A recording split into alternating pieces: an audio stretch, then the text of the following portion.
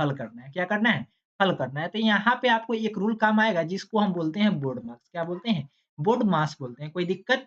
B से bracket होता है, ओ से ऑफ होता है, एम से क्या होता है? इसके बाद डिवीजन, बोर्ड मास क्या होता है? BOD MAS होता है। इसके बाद क्या होगा? इसके बाद आपका सबसे बाद इसके बाद डिवीजन होता है, इसके बाद मल्टिप्लिकेशन होगा, फिर जोड़ होगा और उसके बाद क्या होगा? घटाव होगा। कोई दिक्कत?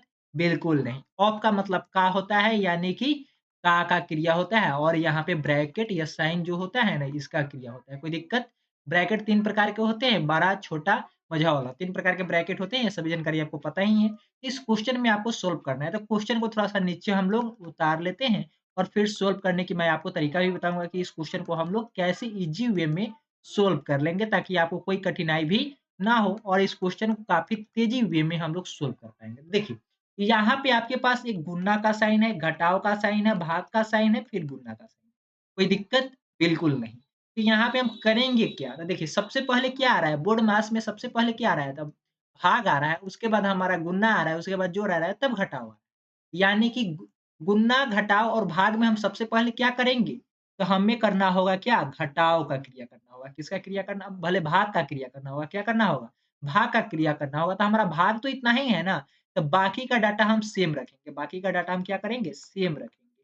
तो यहाँ पे हमारा ये ऐसे ही रहेगा और इसको भाग करेंगे तो 7 आ जाएगा। फिर से घटाओ, 3 गुना 13.5 आ जाएगा। अब हमारे पास गुना और घटाव है। तो हमें अब क्या करना होगा? अब गुणा का क्रिया करना होगा। किसका क्रिया करना होगा? तो अब हमें गुणा का क्रिया करना होगा। तो देखिए गुणा एक यहाँ पे है और एक फर्स्ट में है, ठीक है? गुणा 2 है तो हमें दोनों गुणा का एक साथ ही गुणा कर लेना होगा। तो चलिए हम गुणा करते हैं। देखिए 16 या कितना होता है? 16 में 3 से गुणा कर दीजिए तो कितना होगा? 16 तिया 48 यानी कि 48 और 0.5 में 3 से गुणा करेंगे तो 1.5 होगा। यानी कि 50 पैसा का 3 सिक्का तो ये कितना हो गया? ₹1.5 तो ₹48 और ₹1.5 कितना हो गया? ₹49.50 कोई दिक्कत नहीं। हम लोग होल नंबर को पहले गुना कर लेंगे, उसके बाद डेसिमल को गुना करेंगे। कोई दिक्कत नहीं। तो यहाँ पे हम लोग 13 तिया 39 और 50 में 3 से गुना करेंगे तो कितना हो जाएगा?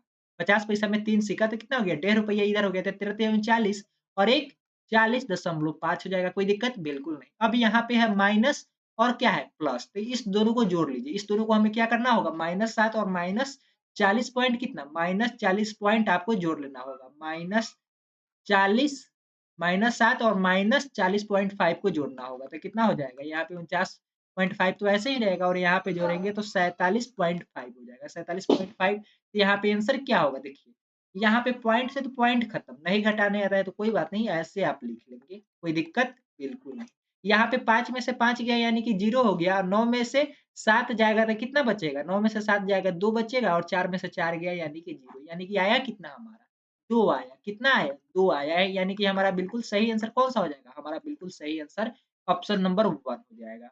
इसी के साथ मैं आपको बता दूँ कि यह क्वेश्चन आपको काफ़ी इम्पोर्टेंट थे और आपको समझ में आ गई होगी। इसी टाइप के क्वेश्चन बोर्ड मार्क्स से संबंधित हर साल आपके सीटेट पेपर में 1 से 2 नंबर के क्वेश्चन हर साल पूछते ही पूछते हैं।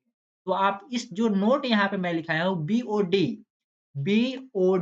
MAS इस पॉइंट को आप याद रखेंगे। हिंदी में भागु जगह बोलते हैं और इंग्लिश में BOD MAS बोर्ड मास यानी कि B से ब्रैकेट, O से ऑफ, के D से डिवीजन, M से मल्टीप्लिकेशन, A से एडिशन और S से सब्ट्रैक्ट होता है। कोई दिक्कत? बिल्कुल भी नहीं। इस नोट पॉइंट को आप नोट कर लेंगे और आपके एग्जाम में इससे संबंधित क्वेश्चन पूछे ही जाते हैं। आगे बढ़ेंगे नेक्स्ट क्वेश्चन की और नेक्स्ट क्वेश्चन भी काफ़ी इम्पोर्टेंट है। यह क्वेश्चन आपका एलसीएम एचसीएफ से रिलेटेड है। किससे रिलेटेड है? एलसीएम एचसीएफ से रिलेटेड है। तो थोड़ा-सा इस क्वेश्चन को आप ध्यान से पढ़िए।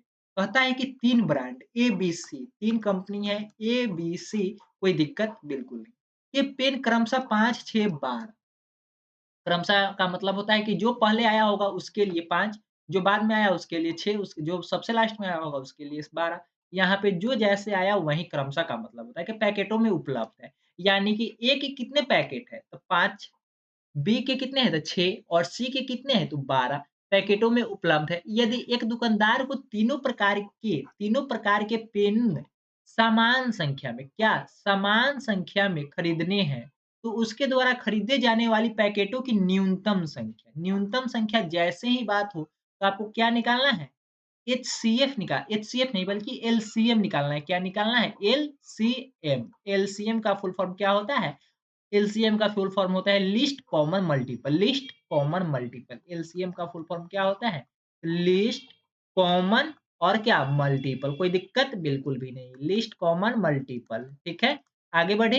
हाँ, आगे बढ़ सकते हैं। कैसे निकालते हैं? तो एलसीएम निकालने का हम आपको 2 तरीका पहले ही बता चुके हैं और डीवीएस टीच मोबाइल एप्लीकेशन पे जो कोर्स चल रही है, उसमें भी यह डेमो के रूप में एलसीएम एचसीएफ का वीडियो उपलब्ध है। आप उस वीडियो को भी देख लेंगे तो आपको संपूर्ण जानकारी मिल जाएगी।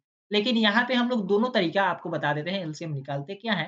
तो हम लोगों का ओल्ड मेथड है और आप लोग इसे फॉलो करते होंगे। एलसीएम कैसे निकालते हैं? 5, 6 और 12 ऐसे निकालते होंगे तो 2 से लगाते होंगे, यहाँ पे 3 आएगा, यहाँ पे 6 आएगा। अब 3 से लगाएँगे, तो कितना हो जाएगा? 5, 1 और यहाँ पे 2। अब यहाँ पे गुणा कर लेंगे 2, 3, 5 गुना 2 यानी कि कितना हो जाएगा? 2 तिया 6 और यहाँ पे 10 कितना आ गया? तो 60 आ गया। कोई दिक्कत? बिल्कुल नहीं। कितना आया? तो 60 हमारा एलसीएम आ गया। यह हमारा ओल्ड मेथड है, लेकिन न्यू मेथड और जो मैं आपको डीवीएस टीच मोबाइल एप्लीकेशन पे उपलब्ध कोर्स में मैं आपको बताता हूँ मेथड एलसीएम निकालने का। अगर 5, 6 और 12 का निकालना है तो इसमें 12 नंबर कौन-सा है? सबसे बड़ा नंबर को हम कहते हैं कि आप चुनिए। तो सबसे बड़ा नंबर आप जब चुनेंगे तो क्या आएगा? 12 आएगा। क्या आएगा? 12 आएगा। तो 12 हम कहेंगे कि अब 12 का हम क्या लिखेंगे? मल्टीपल लिखेंगे। तो 12 का मल्टीपल 12, 24 इसके बाद क्या हो जाएगा? 36 फिर 48 और इसके बाद क्या? 60। 60 के बाद 72 मल्टीपल कभी खत्म होता है? बिल्कुल नहीं खत्म होता है। इसमें लीस्ट कॉमन मल्टीपल हमारा फुल फॉर्म तो यही होता है एलसीएम का लीस्ट कॉमन मल्टीपल। तो कॉमन का मतलब होता है वह सभी में हो और मल्टीपल का मतलब तो गुणक होता है और लिस्ट यानी कि सबसे कम न्यूनतम होता है। ठीक है? कोई दिक्कत? बिल्कुल भी नहीं। तो यहाँ पे देखिए, क्या 5 से 12 कटेगा क्या? बिल्कुल नहीं कटेगा। तो यह तो लिस्ट कॉमन तो हो ही नहीं रहा है। 5 में तो 12 आ ही नहीं रहा है। 5 के मल्टीपल में क्या आ रहा है? तो नहीं आ रहा है। तो यह हमारा क्या हो जाएगा? 12 एलसीएम नहीं होगा। इसी तरीके से जब 24 देखेंगे तो 24 भी नहीं कटेगा, 36 देखेंगे तो 36 भी नहीं, 48 भी नहीं कटेगा। किससे? 5 में ये सभी उभयनिष्ठ नहीं है। लेकिन एक 60 ऐसा मल्टीपल है 60 एक ऐसा मल्टीपल है, जो हमें 5 के मल्टीपल में भी मिलेगा, 6 के मल्टीपल में भी मिलेगा और 12 के मल्टीपल में भी मिलेगा। यानी कि हम क्या कह सकते हैं 5, 6 और 12 का लीस्ट कॉमन मल्टीपल हमारा क्या हो जाएगा? तो 60 हो जाएगा। क्या हो जाएगा? 60 हो जाएगा। हम लोग इस तरीके से क्या निकालते हैं? हम लोग इस तरीके से एलसीएम निकालते हैं और न्यू मेथड है जो कि आपको डीवीएस टीच मोबाइल एप्लीकेशन पे उपलब्ध कोर्सेस में कराए जाते हैं। इस टाइप के मेथड देखिए, आपको इतना न करने की वजह से बस इतना ध्यान रखिए और हम लोग डायरेक्ट निकाल थोड़ा-सा अभ्यास होगा तो नंबर को देखते ही आप एलसीएम बता देंगे, इसका एलसीएम इतना होगा, इसका एचसीएफ इतना होगा, ठीक है? अब आपको कहता है कि मिनिमम संख्या, तो यहाँ पे आपको क्या करना होगा? 60 आ रहा है ना एलसीएम, तो 60 को हम ये 5 से डिवाइड कर देंगे, तो कितना आ जाएगा? 12 आ जाएगा। यानी कि 12 पैकेट हो जाएगा। A का कितना पैकेट था? 12 पैकेट, पैकेटों की संख्या 12 आ गया। अब 60 को 6 से डिवाइड करेंगे तो कितना आ जाएगा? 6 आ जाएगा। कितना है? 60 को जब 6 से डिवाइड करेंगे तो कितना आएगा? 10 आ जाएगा, यानी कि यहाँ पे हम 10 लिखेंगे। इसी तरीके से 60 को जब आप 12 से डिवाइड करेंगे तो क्या आएगा? 5 आ जाएगा। क्या आ जाएगा? 5 आ जाएगा। क्या आएगा? 5 आ जाएगा, यानी कि A बराबर 12 ऑप्शन नंबर ए में है। इसके बाद ऑप्शन नंबर बी में 10 है, ऑप्शन नंबर बी में सी में भी 10 है और ऑप्शन नंबर डी में भी क्या है? ऑप्शन नंबर डी में भी 5 है। तो यह क्या है? ऑप्शन नंबर 2, 3 4 यह सभी गलत है। तो आपका सही कौन-सा ऑप्शन है? आपका ऑप्शन नंबर 1 बिल्कुल सही है। ठीक है? आगे बढ़ेंगे नेक्स्ट क्वेश्चन की ओर। उम्मीद करता हूँ कि आपको यह क्वेश्चन समझ में आ गई होगी। लेकिन उससे पहले मैं आपको एक जानकारी देना चाहता हूँ, आगे चलते हैं। यहाँ पे कहता है 2/5 क्या कहता है? 2/5 और 3/4 2/5 और 3/5 को हम लोग जोड़ेंगे तो कितना मिले?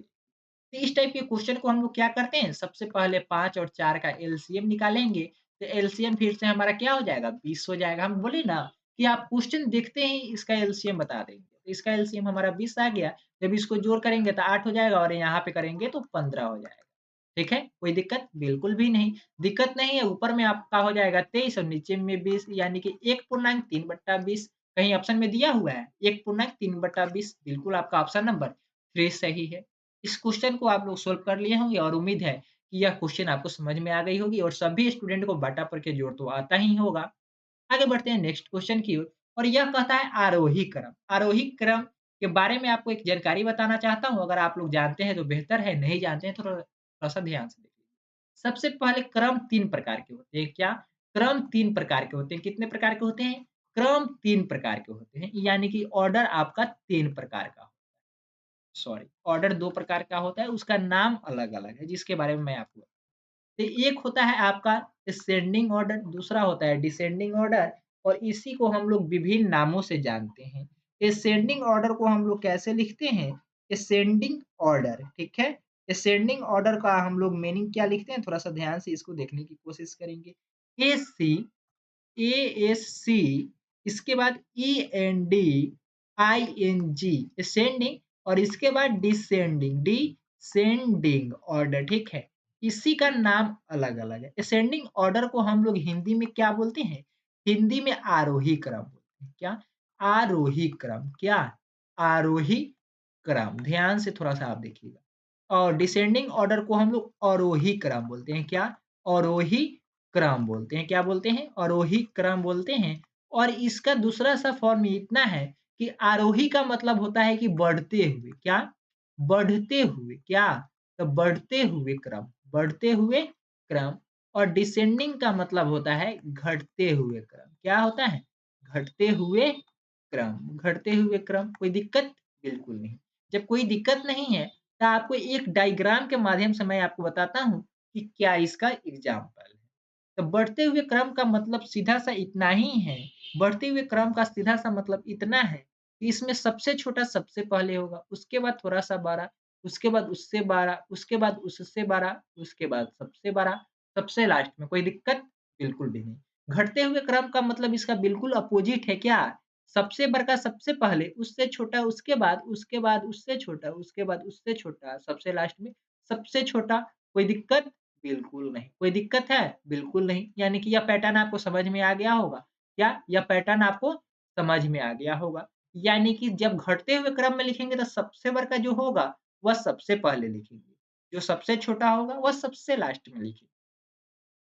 चलिए एक नंबर हम आपको यहाँ पे देते हैं, जैसे कि 7, 5, 2, 3, 10, 12, 15 अब इसको हमें असेंडिंग ऑर्डर में अरेंज करना है, तो कैसे अरेंज करेंगे? यहाँ पे सबसे छोटका देखना है, तो सबसे छोटका 2 है, उसके बाद 3 आएगा, उसके बाद हमारा 5 आएगा, फिर 7 आएगा, फिर 10 आएगा, फिर 12 आएगा और फिर 15 आएगा। इसी में अगर अवरोही क्रम में अरेंज करना होता, तो सबसे पहले हम लिखते 15 फिर लिखते 12 फिर लिखते 10 फिर लिखते 7 फिर लिखते 5 फिर लिखते 3 फिर लिखते 2 यानी कि इस टाइप से हम लोग अरेंज करते हैं। यहाँ पे सिर्फ नाम का डिफरेंस है क्या? यहाँ पे सिर्फ नाम का डिफरेंस है।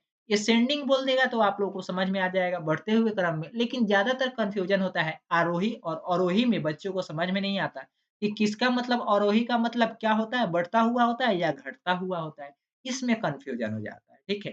तो इस टाइप के जब क्वेश्चन आपके एग्ज़ाम में आएँगे तो उम्मीद है आप क्या करेंगे, उससे बना लेंगे। आगे बढ़ेंगे थोड़ा-सा जो क्वेश्चन आपसे पूछा गया था, उसमें क्या पूछा गया था? आरोही क्रम पूछा गया था। क्या पूछा गया था? आरोही क्रम पूछा गया था। तो इसके लिए आपको क्या करना होगा? इसके लिए आपको ज़्यादातर कुछ नहीं, थोड़ा-सा इसमें नंबर को आपको ध्यान रखना है। आरोही का मतलब इतना है कि क्या बढ़ते हुए क्रम में, क्या? तो इसका दूसरा नाम अभी हम क्या बताए हैं? बढ़ते हुए क्रम में। क्या? बढ़ते हुए क्रम में। क्या? बढ़ते हुए क्रम में। तो इस क्वेश्चन को थोड़ा-सा आप बढ़ते क्रम में अरेंज कीजिए। यहाँ पे 8 है। 8 है, यहाँ पे ₹8 8 पैसा, यहाँ पे ₹8 80 पैसा, यहाँ पे ₹8 880 पैसा, यहाँ पे ₹8 तो इसको हमें क्या करना होगा? तो सबसे पहले सबसे छोटका लिखेंगे, तो सबसे छोटका आपका तो यही है। क्रम में व्यवस्थित करने पर निम्नलिखित में से कौन-सी संख्या तृतीय स्थान पे यानी कि थर्ड प्लेस पे कौन-सा आएगा? यही आपसे पूछा जा रहा है। तो इसको हमें क्या करना होगा? अरेंज करना होगा। तो बढ़ते क्रम में अरेंज करना है यानी कि सबसे छोटका सबसे पहले। यह हमारा सबसे छोटा है यानी कि 1 नंबर पे आएगा क्या? 1 नंबर पे आएगा। इससे थोड़ा-सा बड़ा कौन है? इससे थोड़ा-सा बड़ा हमारा यहाँ पे हमारा क्या है? ऑप्शन नंबर 2 है। तो यहाँ पे हम लिखेंगे 8.008 कोई दिक्कत? बिल्कुल नहीं। यहाँ पे लिखेंगे या तीसरे नंबर पे 8.08 कोई दिक्कत? बिल्कुल नहीं। इसके बाद हम लिखेंगे इसको 4 नंबर पे, इसको लिखेंगे 8.0 नहीं, यहाँ पे 8.80 लिखेंगे, 8.80 और लास्ट में लिखेंगे इसको यानी कि 5वें नंबर पे 8 दशमलव 8.808 808 लिखेंगे, कोई दिक्कत? बिल्कुल नहीं। तो तृतीय स्थान पे कौन-सा आया? 1, 2 और 3 यानी कि तृतीय स्थान पे हमारा आ गया 808 यानी कि 8.08 आपका ऑप्शन नंबर 1 बिल्कुल सही है। आगे बढ़ेंगे नेक्स्ट क्वेश्चन की ओर। उम्मीद करता हूँ आपको आरोही, अवरोही, असेंडिंग, डिसेंडिंग से संबंधित जब आपके एग्ज़ाम में क्वेश्चन आएँगे, तो आपको पूरा में पूरा नंबर मिल जाएगा क्योंकि आपको सारे कॉन्सेप्ट बता दिए गए हैं। आगे बढ़ेंगे नेक्स्ट क्वेश्चन 25, 90, 31 में 5 के स्थानीय मान 5 के स्थानीय मान इसमें किसका? 5 का प्लेस वैल्यू बताना है। किसका? 5 के प्लेस वैल्यू और यहाँ पे 37,089 में 3 का अंकित मान 3 का अंकित मान यानी कि फेस वैल्यू, ठीक है? बताना है।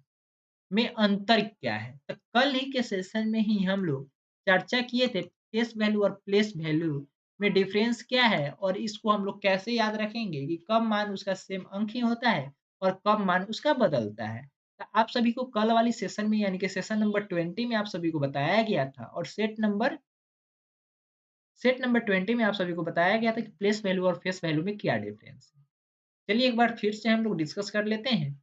तो प्लेस वैल्यू का मतलब यह है कि आप जहाँ जाएँगे तो आपका स्थान बदलता रहता है। उसी तरीके से जो संख्या का आपसे प्लेस वैल्यू पूछे तो वह संख्या जैसे ही आगे-पीछे होगी यूनिट प्लेस, 10 प्लेस और थाउजेंड प्लेस पे जैसे ही आगे-पीछे चेंज होगी तो उसका हमारा मान भी बदल जाता है। जिस तरीके से आपका स्थान बदलता है उसी तरीके से उस संख्या का मान भी बदल जाएगा। कोई दिक्कत? बिल्कुल नहीं। जब दिक्कत नहीं है यहाँ पे 5 का जब आपसे प्लेस वैल्यू पूछेगा तो आप क्या करेंगे? 5 के बाद जितना भी अंक होगा उतना 0 बैठाएँगे देंगे। 5 के बाद जितना भी अंक होगा उतना 0 बैठा देंगे। तब 5 के बाद कितना अंक है? तो काउंट कीजिए 1, 2, 3, 4 यानी कि 4 0 बैठा देंगे। कितना? 4 0 बैठा देंगे। जब यहाँ पे बात करें कि 3 का फेस वैल्यू क्या होगा, यानी कि अंकित मान क्या होगा? तो मैं आपको इतना बता दूँ कि आप पटना, दिल्ली, मुंबई, कलकत्ता कहीं भी चले जाएँगे तो क्या आपका फेस बदल जाएगा? आपका चेहरा बदलेगा क्या? नहीं ना। जब आपका चेहरा नहीं बदलेगा, उसी तरीके से किसी भी अंक का अंकित मान नहीं बदलता है। उसी तरीके से किसी भी अंक का अंकित मान नहीं बदलता है, यानी कि फेस वैल्यू नहीं बदलता है। चाहे वह यूनिट प्लेस पे हो, 10 प्लेस पे हो या थाउजेंड प्लेस पे हो, कहीं भी होगा तो उसका अंकित मान नहीं बदलेगा। यानी कि 3 का अंकित मान कितना होगा? 3 का अंकित मान 3 ही होगा। और यहाँ पे कहता है कि अंतर, अंतर का मतलब क्या होता है? घटाव, घटाव का मतलब सब्ट्रैक्ट यानी कि घटाना है। तो कितना में से आपको कितना घटाना है? तो 5,000 में से जब आप 50,000 में से 3 घटाएँगे, तो कितना हो जाएगा? 50,000 में से 3 जब आप घटाएँगे तो 49,997 49,997 आपका बिल्कुल सही आंसर हो जाएगा। तो देखिए 49,997 आपका ऑप्शन नंबर 2 में है। ऑप्शन नंबर 2 में है। इसी टाइप के जब क्वेश्चन आपसे पूछा जाएगा और पूछता ही है, हर साल सीटेट पूछता ही है, अंतर क्या होगा, योग क्या होगा, गुणनफल क्या होगा, बस इतना ही में आपको घुमाता है। लेकिन आपको फेस वैल्यू और प्लेस वैल्यू पता रहेगा, कब किसका मान कितना होता है, ये पता रहेगा तब तो उस क्वेश्चन को आप सॉल्व कर पाएँगे ना। हाँ, तो अब आपको समझ में आ गई होगी प्लेस वैल्यू और फेस वैल्यू में क्या डिफरेंस है और कब किसका मान चेंज होता है और कब किसका मान चेंज नहीं होता है। नेक्स्ट क्वेश्चन की ओर बढ़ते हैं और थोड़ा-सा आप उस क्वेश्चन को सॉल्व करने की कोशिश करेंगे। इस क्वेश्चन को पूरा पढ़िए फिर मैं आपको बताता हूँ कि इस क्वेश्चन को हम लोग कैसे अटेम्प्ट करेंगे।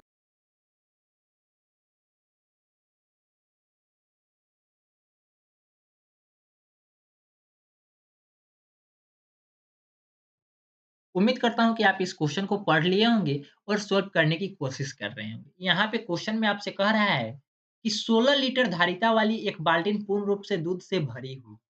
एक बाल्टी क्या है? एक बाल्टी है जो पूर्ण रूप से किस चीज़ से भरी हुई है? दूध से भरी हुई है। और इसका धारिता कितना है? इसका धारिता है 16 लीटर। कितना है? तो धारिता है 16 लीटर। कितना है? 16 लीटर है। कितना है? 16 लीटर है। धारिता कितना है? 16 लीटर है यानी कि इसका कैपेसिटी 16 लीटर है। 16 लीटर से ज़्यादा दूध नहीं आ सकता। यानी कि मिल्क का जो कैपेसिटी है वह कितना है? मिल्क का कैपेसिटी है हमारा 16 लीटर इस बाल्टी में आ सकता है। कोई दिक्कत बिल्कुल भी नहीं है। तो आगे चले क्या? हाँ, आगे चले। यहाँ से जब आगे हम लोग पढ़ेंगे तो कहता है कि बाल्टी के इस दूध को छोटे-छोटे बर्तनों में भरा जाना है। छोटा-छोटा इस टाइप का छोटा-छोटा बर्तन है, इसमें भरा जाना है, ठीक है? बाल्टी में भरे भरे समस्त दूध को एक मग द्वारा 40 बार पुण्यतः भरकर छोटे-छोटे बर्तनों में स्थानांतरित किया जाए। यानी कि यह छोटा-छोटा जो बर्तन दिया हुआ है, इसमें कितनी बार? टोटल 40 टाइम्स यानी कि 40 बार इस बाल्टी में से क्या निकलता है? दूध निकाल के स्थानांतरित करता है यानी कि छोटे-छोटे बर्तनों में रखता है। तो मग की धारिता क्या है? आपको यह बताना है। ये सभी किस चीज़ में दिया हुआ है? एमएल में दिया हुआ है, तो आपको भी इस क्वेश्चन को एमएल में चेंज कर लेना। तो चलिए, आपसे थोड़ा-सा यह जानकारी बता दूँ और नोट पॉइंट में इसे आप लोग नोट भी कर लीजिएगा, इम्पोर्टेंट पॉइंट है और इस पॉइंट से एग्ज़ाम में क्वेश्चन बनते ही बनते हैं। 1 लीटर बराबर कितना एमएल?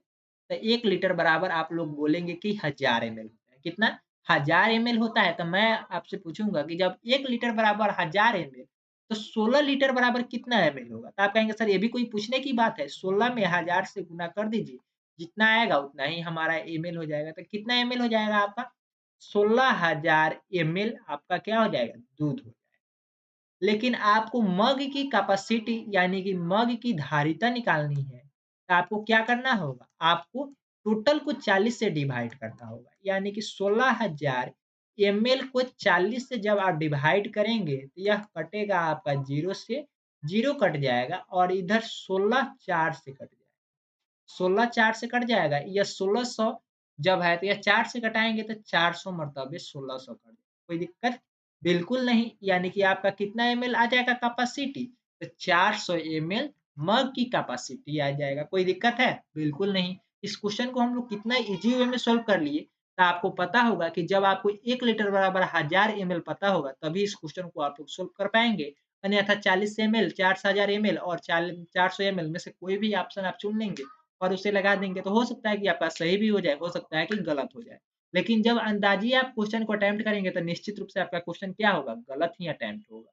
तो कोशिश करेंगे जो मैं आपको नोट पॉइंट बता रहा हूँ और जो-जो इम्पोर्टेंट पॉइंट है सेशन में बताता जा रहा हूँ, उसे अपने कॉपी पे नोट करते चलेंगे और आगे बढ़ेंगे नेक्स्ट क्वेश्चन की ओर। काफ़ी इम्पोर्टेंट क्वेश्चन है। यहाँ पे आपसे क्वेश्चन में कहता है, एक दुकानदार ने 5.1 यानी कि 5.1 केजी बादाम खरीदता है। क्या है यह? बादाम है। कोई दिक्कत? बादाम। 1900 ग्राम किशमिश, 1900 ग्राम जो जैसे दिया हुआ है वैसे ही लिख लेते हैं। क्या? किशमिश। किशमिश क्या? किशमिश। इसके बाद अगला क्वेश्चन कहता है 2.6 केजी हमारा काजू। क्या? काजू को मिला दिया तथा इस मिश्रण के बराबर-बराबर 4 दर्जन पैकेट बना। कितना पैकेट? तो 4 पैकेट। तो ये मिलाने के बाद कितना ग्राम हुआ या कितना केजी हुआ, यह आपको तो पता होना चाहिए। तो मैं आपसे एक क्वेश्चन यहाँ पे पूछना चाहूँगा कि आप थोड़ा-सा ये बताइए, 1 केजी बराबर कितना ग्राम होता है? सर बहुत बच्चे बोलेंगे कि सर 1 केजी बराबर 1000 ग्राम होता है। कितना ग्राम होता है? 1000 ग्राम होता है। तो हम आपसे नेक्स्ट क्वेश्चन यही पूछेंगे, ये बताओ कि 5.1 केजी बराबर क्या होगा? तो आप लोग कहेंगे सर इसमें कुछ करने की आवश्यकता नहीं है, 5.1 केजी को अगर आपको ग्राम में बदलना है तो 5.1 को 1000 से आप क्या कर दीजिए? गुना कर दीजिए, यह आपका ग्राम आ जाएगा। यानी कि 5100 क्या हो जाएगा? 5100 आपका ग्राम हो जाएगा। क्या? 5100 ग्राम बादाम हो जाएगा। किशमिश तो ग्राम में ही दिया हुआ है, तो इसको हम लोग 1900 ग्राम लिख लेंगे। कोई दिक्कत? बिल्कुल नहीं। काजू भी आपका केजी में दिया हुआ है, इसको चेंज करना है ग्राम में तो 1000 से क्या करना होगा? गुना करना होगा। 1000 से जब आप गुना करेंगे तो यह 2600 ग्राम हो जाएगा। कोई दिक्कत? नहीं। तब आपसे हम यह पूछेंगे कि ये बताओ कि यह टोटल मिश्रण कितना बना? यह टोटल मिश्रण कितना बना? यह टोटल मिश्रण कितना बना? तो आप लोग क्या बताएँगे? आप लोग कहेंगे यह जो मिक्सचर है या मिश्रण है उसका टोटल वेट कितना है? टोटल वेट अगर हम TW पूछे टोटल वेट तो आप कहेंगे sir 2100 5100 gram plus 1900 gram plus 2600 ग्राम तो अगर हम जोड़ देंगे तो जितना आएगा उतना ही हमारा क्या हो जाएगा? उतना ही ग्राम होगा। तो जब आप इसको जोड़ेंगे तो 5100 और 1900 को जोड़ेंगे तो कितना हो जाएगा? 7700 ग्राम यानी कि 7000 ग्राम और 7000 में 2600 ग्राम जोड़ेंगे तो कितना हो जाएगा? 9600 ग्राम। यानी कि कितना हो जाएगा? 9600 ग्राम यानी कि 9 केजी 600 ग्राम हो जाएगा। अब कहता है कि 4 पैकेट बनाना है, तो आपसे यह बताना है 4 दर्जन पैकेट। तो 1 दर्जन बराबर 1 डोज़ बराबर क्या होता है? DOAZE शायद लिखते हैं। DOZE डोज़ बोलते हैं किस चीज़ में? इंग्लिश में। लेकिन 1 दर्जन जब आपसे पूछा जाए तो आप सभी को पता होगा कि 1 दर्जन बराबर होता क्या है? तो मैं आपको बता दूँ कि 12 पीस होते हैं। कितने पीस? 12 पीस 12 चीज़ होता है। जिस भी चीज़ की बात हो तो उसकी संख्या 1 दर्जन बराबर 12 होता है। 1 दर्जन बराबर कितना होता है? तो 12 होता है। जब 1 दर्जन बराबर 12 होता है, तो 4 दर्जन बराबर कितना होगा? तो आप कहेंगे सर जब 1 दर्जन बराबर 12 तो 4 दर्जन बराबर 4 को 12 से गुना कर दीजिए, जितना आएगा उतना ही हमारा आंसर हो जाएगा। तो कितना हो जाएगा? 48 हो जाएगा। तो आपसे पूछता है कि प्रत्येक पैकेट में भार कितना होगा? यानी कि कैपेसिटी ही पूछ रहा है, एक पैकेट में कितना ग्राम मिश्रण आएगा? तो यानी कि 48 को हमें 9600 ग्राम को क्या करना होगा? 9600 ग्राम को हमें 48 से डिवाइड करना होगा। 48 से डिवाइड करेंगे तो 48 दूना 96 होता है और 2 जीरो बैठ जाएगा, यानी कि 200 ग्राम हो जाएगा। एक पैकेट में कितना ग्राम आएगा? तो 200 ग्राम आ जाएगा। इसका बिल्कुल सही आंसर आपका ऑप्शन नंबर 1 है। आगे बढ़ेंगे नेक्स्ट क्वेश्चन की ओर। नेक्स्ट क्वेश्चन काफ़ी इंपोर्टेंट है, थोड़ा-सा ध्यान से देखिए। यहाँ पे क्वेश्चन में आपसे पूछता है कि 20 दिन में मिनट की संख्या, आपसे पूछता है कि 20 दिन में मिनट की संख्या, किसकी संख्या? मिनट की संख्या, किसकी? मिनट की संख्या निम्न में से किसके सेकंड के बराबर? किसके सेकंड के बराबर? आपको ये बताना होगा कि सबसे पहले 20 दिन में कितना मिनट होता है? तो आपको क्या करना होगा? मैं आपको शुरू से बताता चलता हूँ और नोट पॉइंट आप इसे नोट कर लेंगे। डाटा काफ़ी इम्पोर्टेंट आ रहा है आज के सेशन में, तो थोड़ा-सा सेशन में जो भी इम्पोर्टेंट पॉइंट हो, नोट पॉइंट हो, उसे आप नोट करना सुनिश्चित करेंगे। यहाँ पे कहता है 1 दिन बराबर कितना घंटा? 1 दिन बराबर कितना घंटा? तो 24 घंटा होता है। 1 दिन बराबर 24 घंटा होता है। और 1 घंटा बराबर अगर हम आपसे पूछे कि कितना मिनट होता है? तो आप कहेंगे सर 60 मिनट होता है। हमें जाना कहाँ तक है? मिनट तक ही जाना है। यानी कि मिनट में ही रह जाना है। तो आगे हमें करने की आवश्यकता नहीं है। 1 दिन में कितना मिनट होगा यह आपको बताना होगा। तो 24 आवर में कितना मिनट होगा? 24 आवर में कितना मिनट होगा? तो 24 गुना 60 मिनट। 24 गुना 60 मिनट बराबर क्या होगा? तो इसे हम लोग गुना कर लेना होगा। 24 में से जब 60 से गुना करेंगे तो 1440 आ जाएगा। कितना आ जाएगा? 1440 मिनट। यह 1 दिन का डाटा है। यानी कि 1 डेज बराबर हमारा कितना मिनट हुआ? तो 1 डेज बराबर हमारा यानी कि 1 दिन बराबर 1440 मिनट हुआ। इसी तरीके से हमें 20 दिन का जब निकालना होगा, 20 डेज बराबर हमें क्या करना होगा? 20 गुना 1440, 1440 गुना 20 कर लेंगे। तो 1440 गुना 20 करेंगे तो हमारा क्या आ जाएगा? यहाँ पे तो डबल ज़ीरो बैठ जाएगा और 144 को जब 20 से गुना करेंगे तो 288 हो जाएगा, 288 हो जाएगा। यानी कि 288 पर दो जीरो इतना हमारा मिनट हो जाएगा। कोई दिक्कत बिल्कुल भी नहीं। जब दिक्कत नहीं है तो थोड़ा-सा इसको सोल्व करने की आवश्यकता करेंगे। देखिए, यहाँ पे 288 गुना 288 पे 2 जीरो यानी कि कितना मिनट हो गया? इकाई, दहाई, सैकड़ा, हज़ार, 10,000 यानी कि 28,800 मिनट हो जाएगा हमारा क्या? 20 दिन में मिनट की संख्या 28,800 हो जाएगा। 28,800 मिनट की संख्या हो जाएगा। तो 28,800 मिनट की संख्या कितने घंटे सेकंड के बराबर है? तो आपको ये बताना होगा कि 1 घंटा में 1 घंटा में कितना मिनट? तो 1 घंटा में 60 मिनट होता है। 1 घंटा में कितना मिनट? 60 मिनट। तो हम आपसे पूछेंगे कि बताओ 1 मिनट में अब कितना सेकंड होता है?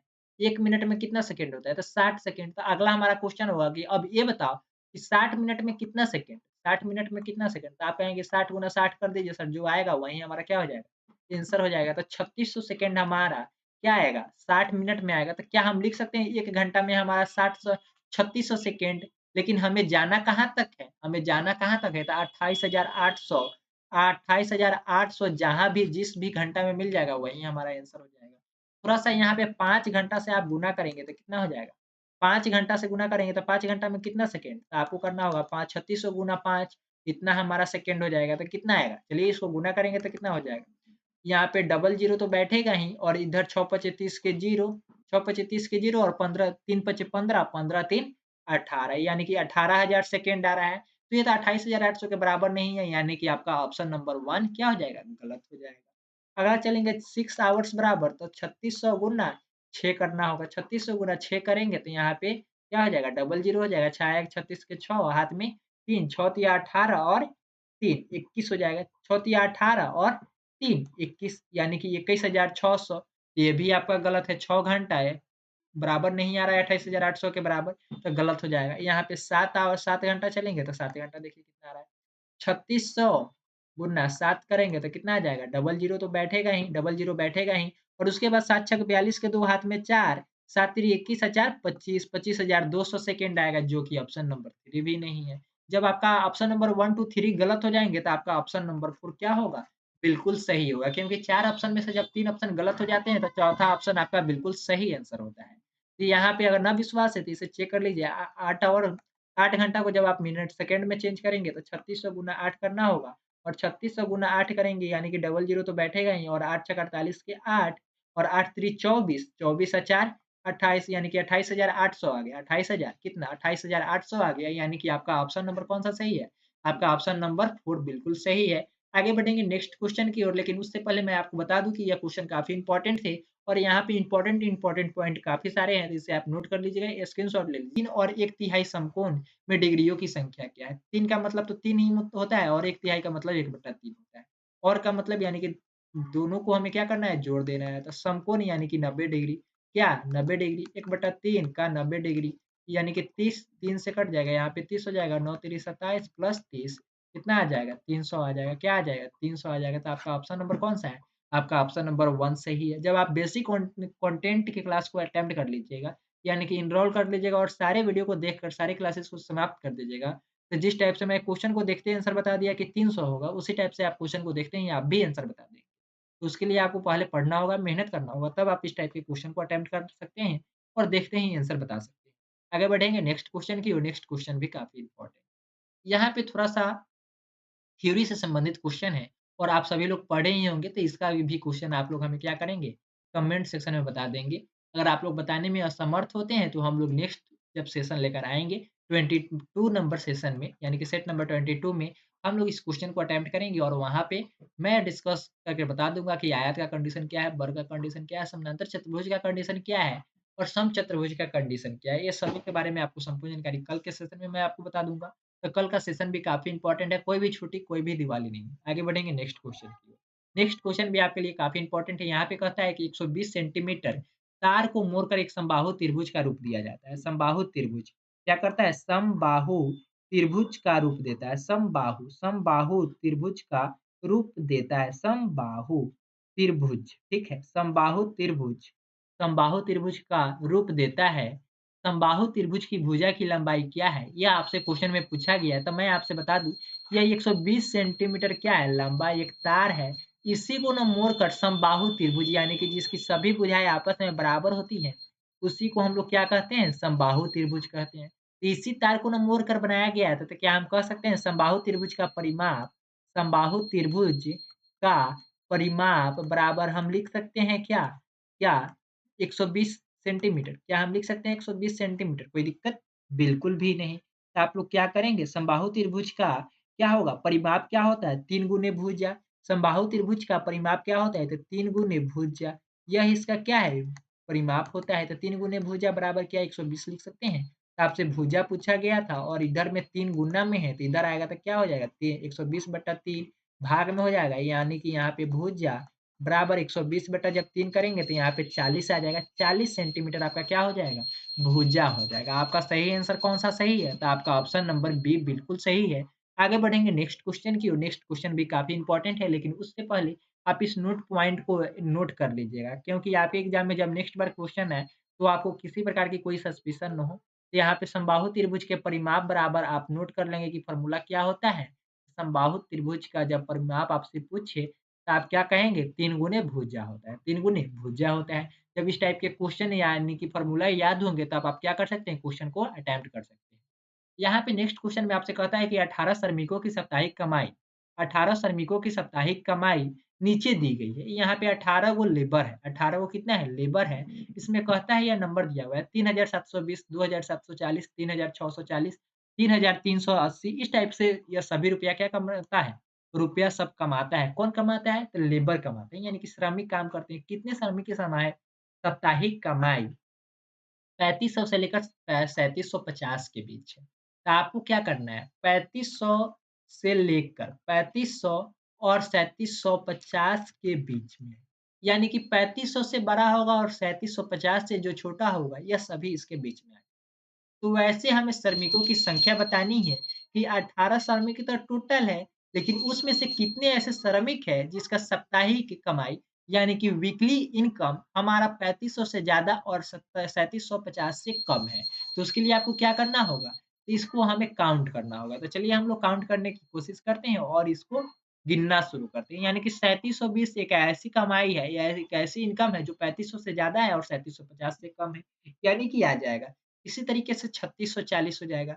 इसी तरीके से आपका 3735 हो जाएगा, ठीक है? इसी तरीके से आपका 3630 होगा। इसी तरीके से 3710 हो जाएगा। इसी तरीके से आपका 3650 हो जाएगा। इसी तरीके से आपका 3520 हो जाएगा। इसी तरीके से आपका 3580 हो जाएगा। इसी तरीके से आपका 3800 नहीं होगा, 37 तक ही जाना है, ठीक है? यहाँ पे अब आगे कोई नहीं होगा, आगे कोई नहीं होगा। तो यहाँ पे काउंट कर लीजिए कितने राउंड किए गए। 1, 2, 3, 4, 5, 6, 7, 8 कितना है? 8 यानी कि आपका ऑप्शन नंबर कौन-सा सही है? आपका ऑप्शन नंबर 3 सही है। आपका ऑप्शन नंबर 3 बिल्कुल सही है, यानी कि 8 ऐसे श्रमिक हैं जिसका वीकली इनकम कितना है?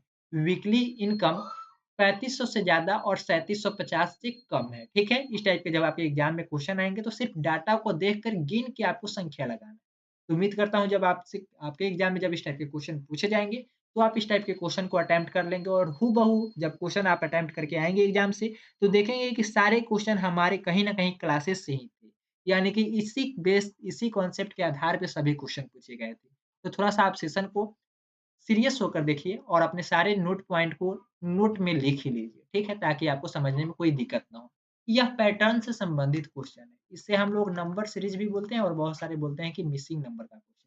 तो कोई भी बात नहीं, किसी भी इस चैप्टर का जो भी नाम दिया होगा, उससे हमें कोई मतलब है? बिल्कुल नहीं है। तो हम क्या करेंगे? इस पहले सीरीज़ को पहचानिए आखिर हो क्या रहा है। 2 से 4 हो गया, 4 से 12 हो गया, 12 से 48 हो गया, 48 से 240 हो गया। 240 के बाद अगला पद क्या है? यही आपसे पूछा जा रहा है। तो देखिए यहाँ पे 2 होगा, यहाँ पे आपका कितना हो जा रहा है? 8 हो जा रहा है, यहाँ पे आपका 36 हो जा रहा है। कोई पैटर्न आपको समझ में आया? तो बिल्कुल नहीं। अगला डिस्टेंस देखेंगे तो आपको ऐसा तो लग रहा है कि कहीं न कहीं यह क्या हो रहा है? कहीं न कहीं यह गुणा हो रहा है। अगर अगला पैटर्न देखेंगे तो यहाँ पे 6 होगा, यहाँ पे आपका 24 हो जाएगा। यहाँ पे 24 यानी कि यहाँ पे डिफरेंस कितना? 18 का डिफरेंस है। तो अगला भी क्या 18 का डिफरेंस है? 18 का डिफरेंस क्या इसमें अगला जुड़ा हुआ है? 18 का डिफरेंस यानी कि यहाँ पे 18 का डिफरेंस होगा तो अगला हमें क्या करना होगा? 18 में 24 जोड़ दीजिए। जब 18 में 24 जुड़ेगा, थोड़ा-सा इसमें देख लेते हैं, 3 लेयर क्या यह कंप्लाइनेशन चल रहा है क्या? तो जब 18 में 24 जोड़ेंगे तब 42 हो जाएगा। जब 42 में 36 जोड़ेंगे, 42 में आपको कितना जोड़ना है? 42 में जब आप 36 जोड़ेंगे तो 78 हो जाएगा। 78 में जब 48 जोड़ेंगे, तो ये तो इतना आ रहा है नहीं, 240 तो आ नहीं रहा है, तो हम क्या कहेंगे? यह कहीं न कहीं गुणा हो रहा है, या कहीं न कहीं आपस में मल्टीप्लाई हो रहा है। लेकिन मल्टीप्लाई हो रहा है तो किस बेसिस पे हो रहा है और इसका मल्टीप्लिकेशन का आधार क्या है? इसके आधार पे देखेंगे तो देखिए, यहाँ पे अगर करें, तो यहाँ पे तो 2 टाइम्स हुआ, यहाँ पे 4 टाइम्स, यहाँ पे 3 टाइम्स हुआ, यहाँ पे 3 टाइम्स, यहाँ पे 4 टाइम्स और यहाँ पे क्या यह 5 टाइम्स है क्या? क्या यह 5 टाइम्स है क्या? इसको चेक कीजिए पहले। 48 में क्या आप 5 से गुना करेंगे तो 240 आएगा? हाँ, बिल्कुल आता है। जब 2 में 2 से गुना करेंगे तो 4 आएगा, 4 में 3 से गुना करेंगे तो 12 आएगा और 12 में 4 से गुना करेंगे तो 48 आएगा। 48 में 5 से गुना करेंगे तो 240 आएगा और 240 में अब अगला हमें कितना से गुना करना होगा? यहाँ पे देखिए 2, 3, 4, 5 तो 5 के बाद कितना आएगा? 6 से गुणा करना होगा। तो 240 में जब आप 6 से गुणा करेंगे तो कितना हो जाएगा? 1440 हो जाएगा। ऐसे भी हम आपको अभी 1 मिनट की संख्या बताए हुए थे, तो उसमें कितना आया था आपको? 1440 मिनट ही आया था, यानी कि 1 दिन में कितने मिनट होते हैं? तो 1440 मिनट होते हैं। 1 दिन में कितने मिनट होते हैं? तो 1440 मिनट होते हैं। यानी कि इस क्वेश्चन का बिल्कुल सही आंसर आपका कौन-सा है? ऑप्शन नंबर 3 है और अगला पद लुप्त पद यानी कि मिसिंग टर्म आपका क्या हो जाएगा? 1440 हो जाएगा। क्योंकि इसमें मल्टीप्लिकेशन हो रहा है 2, 3, 4, 5, 6 से मल्टीप्लाई होकर हमारा डाटा आ रहा है। तो हमें अगला पद में भी क्या करना होगा? मल्टीप्लाई ही करना होगा। उम्मीद करता हूँ इस टाइप के क्वेश्चन जब आपके एग्ज़ाम में आएँगे मल्टीप्लाई करने वाले, तो आप बना देंगे। आगे बढ़ेंगे नेक्स्ट क्वेश्चन की ओर। नेक्स्ट क्वेश्चन भी काफ़ी इंपॉर्टेंट है, थोड़ा-सा ध्यान से देखिए। यहाँ पे क्वेश्चन में आपसे कहता है कि एक विशेष दिन किसी बेकरी की दुकान में हुई विभिन्न वस्तुओं की बिक्री रुपए में नीचे दी गई है। बिस्किट बिका हुआ है ₹1800 का, केक और पेस्ट्री बिका हुआ है 8000 का, ब्रेड बिका हुआ है 2600 का और ढोलका बिका हुआ है ₹900 का। कोई दिक्कत? बिल्कुल नहीं। अब यहाँ पे कहता है कि निम्नलिखित में से कौन-सा सही कथन नहीं है? कौन-सा सही कथन नहीं है? क्वेश्चन को सही से पढ़ने की आवश्यकता है कि कौन-सा सही कथन नहीं है। बहुत सारे स्टूडेंट 1 नंबर ऑप्शन को पढ़ेंगे और जैसे ही सही मिलेगा वो वाला कहेंगे कि यही हमारा बिल्कुल सही आंसर है। तो क्वेश्चन में पूछता है कि कौन-सा स्टेटमेंट गलत है, कौन-सा कथन गलत है, उसकी पहचान करनी है। इसलिए हमने नहीं को क्या कर दिया? हाइलाइट कर दिया। इसलिए हमने नहीं को क्या कर दिया? हाइलाइट कर दिया तो उम्मीद करता हूँ इस क्वेश्चन को हम लोग सही तरीके से पढ़ कर और अटेम्प्ट करने की कोशिश करेंगे। कहता है कि ढोकला जो है, ढोकला की बिक्री बिस्किट की बिक्री की आधी है। ढोकला की बिक्री बिस्किट की बिक्री की आधी है। हाँ, बिस्किट तो 1800 का बिकता है, लेकिन ढोकला कितना का बिकता है? तो 900 का बिकता है, जो कि बिल्कुल आधा है। यानी कि यह जो कहता है वो सही है। तो आपका ऑप्शन यह सही नहीं होगा, क्योंकि हमसे गलत ऑप्शन बताना है। गलत ऑप्शन कौन-सा है उसकी बात करनी है। आगे चलते हैं, सेकंड नंबर ऑप्शन को पढ़ते हैं, ब्रेड की बिक्री। कहता है कि ब्रेड की बिक्री बिस्किट और ढोलक की बिक्री से 100 कम है। कहता है कि बिस्किट और ढोकला की बिक्री कुल बिक्री से 100 कम है। यानी कि को केक ब्रेड की बिक्री या ब्रेड के 2600 है। ब्रेड का बिक्री कितना है? 2600 रुपया है। ब्रेड का बिक्री 2600 और बिस्किट और ढोकला, बिस्किट 1800 का, बिस्किट 1800 और ढोकला 900 का। ये दोनों हो गया 2800 मिलकर। का कुल बिक्री से 100 कम है, तो ठीक तो है, 2700 से तो 100 ही कम ना हमारा 2600 है, यानी कि ये भी आपका स्टेटमेंट सही है, यानी कि आपका ऑप्शन नंबर 2 भी नहीं होगा। तो आगे बढ़ते हैं, नेक्स्ट थोड़ा-सा ऑप्शन की पढ़ने की कोशिश करते हैं, जो होगा वही हमारा सही आंसर होगा। केक और पेस्ट्री की बिस्किट केक और पेस्ट्री की बिक्री, ठीक है, ब्रेड की बिक्री से 5400 अधिक है। यानी कि केक कहाँ है? केक और पेस्ट्री 800 की है। 8000 की बिकी हुई है। कितना? 8000 की बिकी हुई है। 8000 की बिकी हुई है और यहाँ पे कहता है कि ब्रेड की बिक्री से 5400 अधिक। ब्रेड की बिक्री कहाँ है? 2600। तो 5400 में अगर 5400 में अगर हम 2600 जोड़ दें, तो क्या 8000 आ जाएगा? तो यह हमारा सही ऑप्शन हो जाएगा। तो ये भी आपका क्या हो जाएगा? तीनों डाटा मिल रहे हैं, यानी कि आपका ऑप्शन नंबर 1, 2, 3 गलत है, तो आपका ऑप्शन नंबर कौन-सा सही हो जाएगा?